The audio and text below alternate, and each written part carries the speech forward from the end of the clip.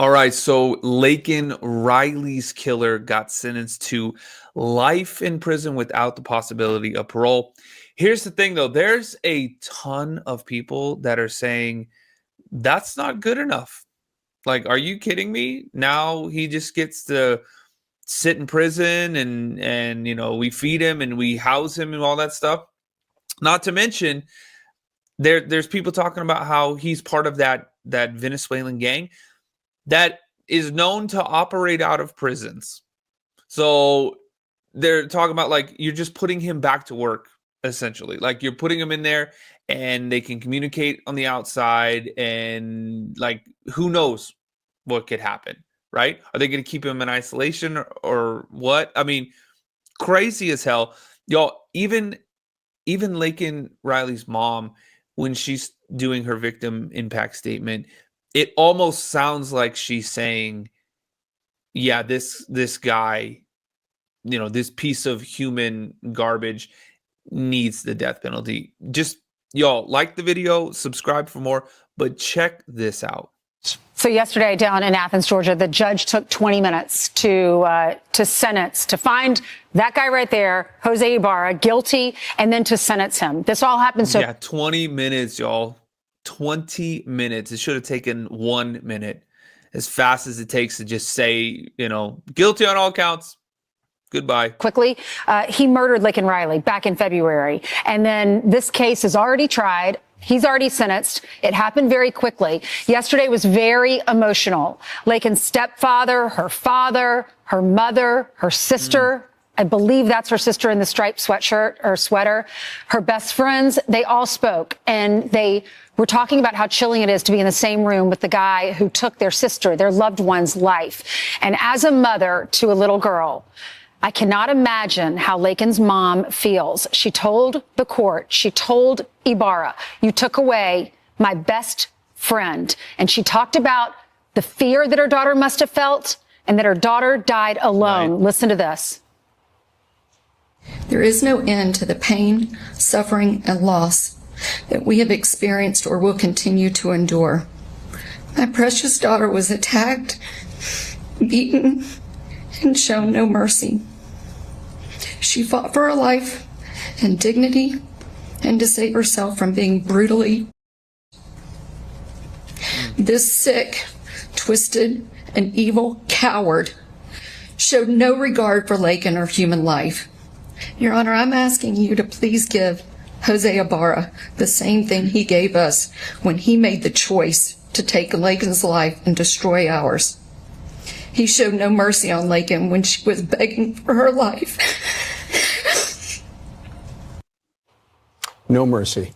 And it sounded like she wanted the death penalty. However, because there's a progressive DA down there, he's only winding up with life in prison with no chance of parole. Of course, in the future, that might change. But there are lawmakers in Georgia who are calling on the attorney general there to reverse that and intervene. And to step in and do something. Say, what? Hell no. Demand the death penalty. That is Colton Moore. He says, I'm calling on the Attorney General to file an emergency motion, intervene, and demand the death penalty for this killer, convicted killer. And if you want to just know what we're up against, that dispassionate look from this gang member from that brutal Venezuelan gang sat there in a plaid shirt, listened to all this, and had no remorse. There's no remorse there. There's no regret there. It seems like we're bothering him by putting him on trial. And we all got a quick look at the dangers at the border. Yeah, dude, you crazy. They're going to burn in hell for that. He can't marginalize what people are saying and come out with stats that say illegal immigrants are less likely to commit crimes than legal Americans with their paperwork done, because we know what they're capable of. And every one of these murders or these are all preventable. Governor Brian Kemp weighed in with Lawrence a short time ago.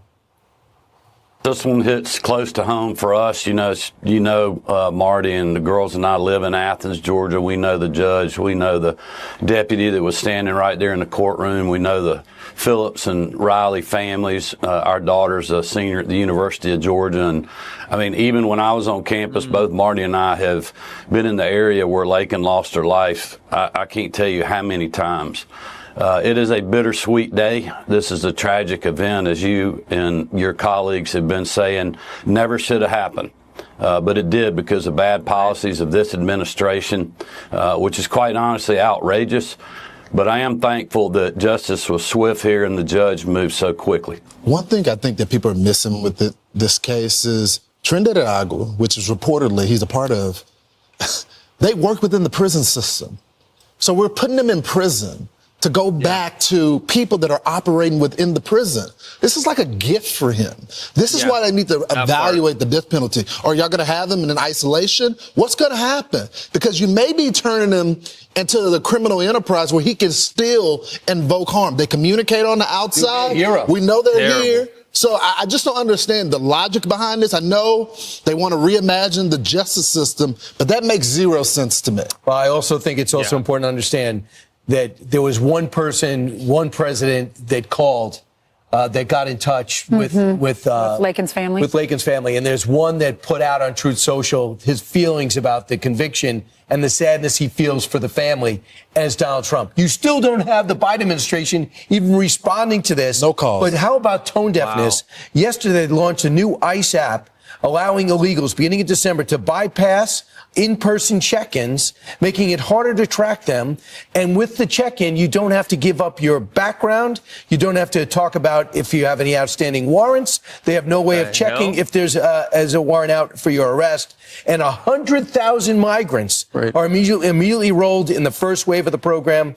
There's 58,000 illegals living in New York City. So he, to the end, is for the illegal immigrant. That's his policy, whether he knows it or not. You know what? And being from the South, like this whole East Coast, this is my world. These are my people. And this is New York was always our Mecca when we grew up down South. If you got a chance to go to New York, it was so fun to just go and see the lights in a show, maybe.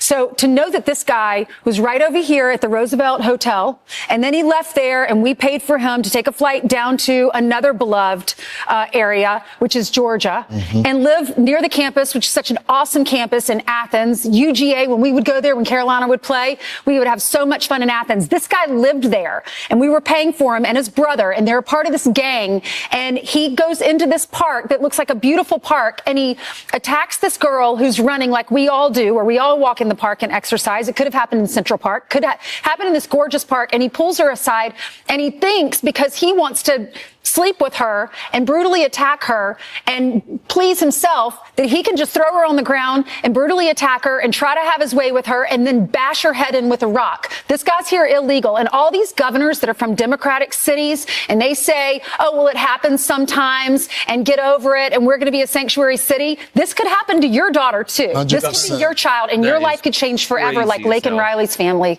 Well, they'll never be the same. Well, Governor Healy, and that's why Tom Homan was on last night. Governor Healy said this. Sometimes things happen. Yeah. Sometimes things happen. That is crazy as hell. Unbelievable that they'd say something like that. Anyways, y'all, let me know what you think about this one. Leave a comment. Unreal. Make sure you subscribe, like the video, and I'll see you on the next one.